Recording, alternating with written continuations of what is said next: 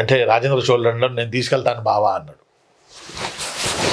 సరే విమలాదిత్యుడు అన్యమనస్కంగానే సరే ఓకే కొన్ని మణుగుల బంగారం తీసుకొని కళ్యాణి మీద విజయం సాధించిన తర్వాత రాజేంద్ర చోళ తమిళనాడుకి ఆ బంగారాన్ని తరలించాడు. గుర్రాల మీద కాపలాగా రాత్రి పగలు జర్నీలు చేసి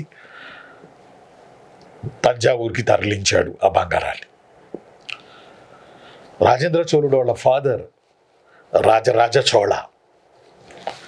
రాజేంద్ర చోళుడు వాళ్ళ ఫాదర్ రాజరాజ చోళ అన్నాడట, ఈ బంగారం మనది కాదు, ఈ సొత్తు మనది కాదు, బావగారిని గెలిపించడానికి నువ్వు వెళ్ళావు, అల్లుడు గారిని గెలిపించడానికి నేను నిన్ను పంపాను, ఈ బంగారం పాప బంగారం మనది కాదు, కళ్యాణి చాళుక్యుల బంగారం ఇది, మనం దీన్ని మంచి కార్యాలకు ఉపయోగించాలి కానీ చెడ్డ కార్యాలకు ఉపయోగించకూడదు, ఈ బంగారాన్ని మనం యూజ్ చేయొద్దని ఒక మంచి బృహత్తర కార్యక్రమాన్ని రాజరాజ చోళ చేయడం జరిగింది.